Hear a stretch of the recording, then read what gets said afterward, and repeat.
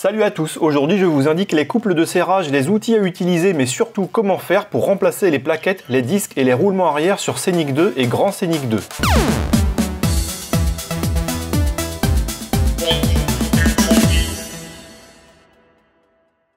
Sur cette voiture, le frein à main est électrique. Il doit être desserré pour faire l'opération. Pour cela, appuyez brièvement sur le bouton Start sans démarrer, déverrouillez le frein à main, enlevez la carte et c'est tout. Alors on commence par monter la voiture du côté qui nous intéresse. Donc on met une chandelle ici pour plus de sécurité. On s'assure que ce soit bien stable comme d'habitude et que la goupille ici est mise. Et bien maintenant, il n'y a plus qu'à enlever la roue. Alors on va mesurer comme un peu ces disques avec le palmer pour voir où est-ce qu'on en est. Ces disques, quand ils sont neufs, ils mesurent 10 mm. La cote mini est écrit ici sur le disque 9 mm minimum. Donc si le disque est en dessous de 9 mm, c'est bien de le changer. On est moins de 8. Il faut clairement changer ces disques, c'est limite dangereux de rouler comme ça. On va maintenant déposer l'étrier de frein. C'est des écrous qui n'ont peut-être pas été desserrés depuis longtemps, donc on W40ise. Et ensuite, pour décoller un petit peu, que ce soit plus facile, on tapote un peu dessus. Alors ensuite, on desserre les vis de l'étrier de frein. Il faut une clé de 15 ici, et ensuite une douille de 13 là.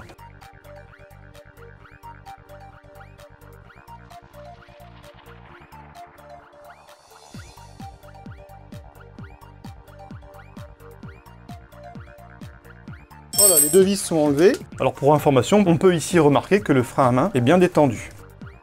L'étrier est maintenant libre. Donc on se débrouille pour que le flexible de frein ne soit pas en contrainte. Là, on va le laisser là. Ici, il ne nous gênera pas. Maintenant, on enlève les plaquettes. On regarde bien comment elles sont mises.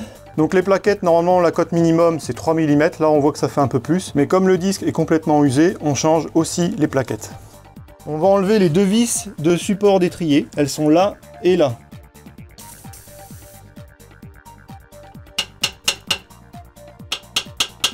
Ces fameuses vis, on les enlève avec un Torx mâle.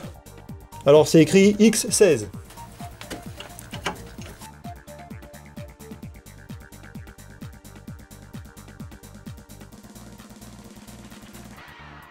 En voilà une, on fait la deuxième.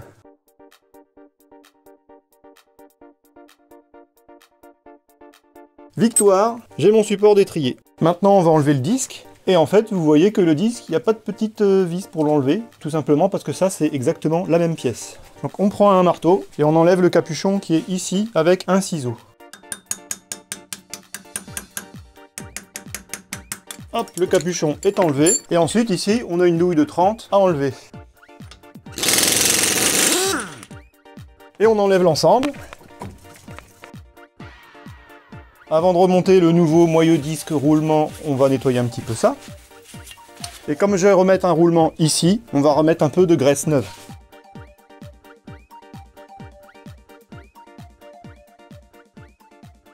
Que sur la partie cylindrique, surtout pas sur le filetage.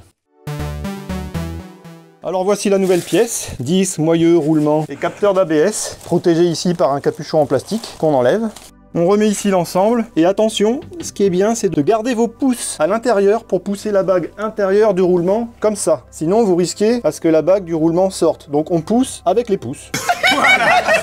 Alors l'ensemble est livré avec un écrou neuf, vous voyez ici. C'est un écrou Nil Stop. Pourquoi Nil Stop? Parce qu'il y a une bague de nylon à l'intérieur. Donc ça veut dire que c'est un écrou auto-freiné. En le vissant, le nylon va se marquer et va frotter contre le filetage ici de la fusée. Et donc il y aura un frottement qui fait qu'il ne pourra pas s'enlever. Si vous n'avez pas d'écrou neuf, il faut mettre du frein filet tout simplement pour reproduire l'effet frein que cet écrou fait automatiquement.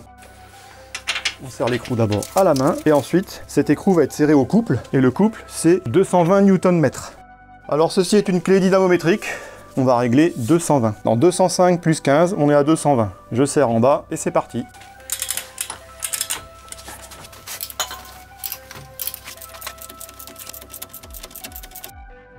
On serre de plus en plus fort, progressivement, jusqu'au clic.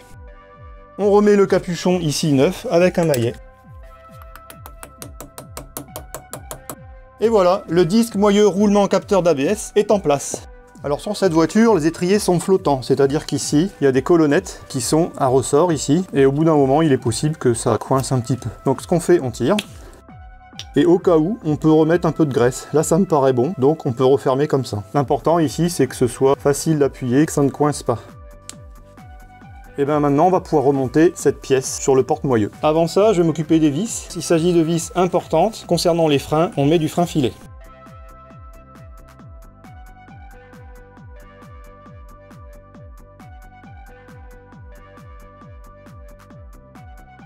Et le serrage de ces vis, c'est 105 Nm.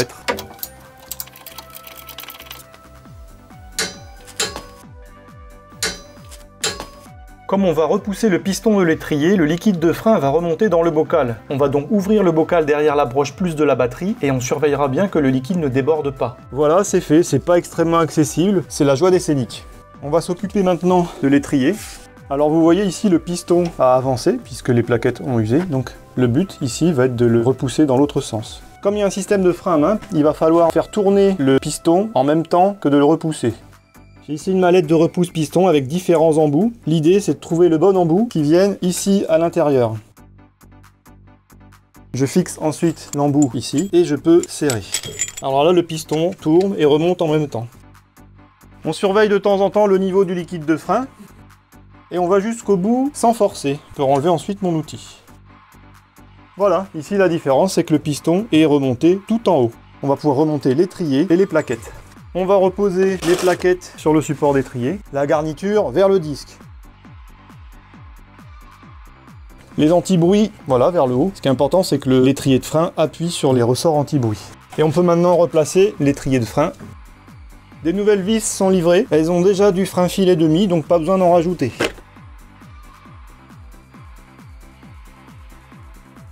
Donc ces vis sont serrées à 36 Nm.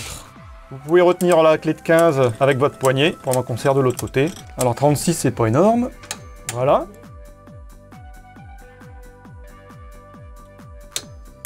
Alors il reste une étape importante. Comme on a mis du dégrippant partout et qu'il s'agit des freins, on va tout nettoyer au nettoyant frein pour enlever toute la graisse qu'on a mise. Les deux côtés. Alors attention, avant de rouler, il va falloir quand même freiner un peu pour plaquer les plaquettes contre le disque. Alors voilà, là le disque tourne librement, et si on appuie sur le frein plusieurs fois, on pompe, voilà, et les plaquettes sont contre les disques, c'est bon. C'est histoire de ne pas surprendre le conducteur lors du premier freinage. On peut maintenant remonter la roue. Et on serre les roues à peu près 110 Nm. Le premier côté est maintenant terminé. Je ne vous montre pas le deuxième côté car c'est exactement la même chose. Cette vidéo est maintenant terminée, j'espère qu'elle vous a plu. Si c'est le cas, n'hésitez pas à mettre un pouce, à la partager, à la commenter ou à vous abonner. Et à bientôt sur Enjoy Wheels.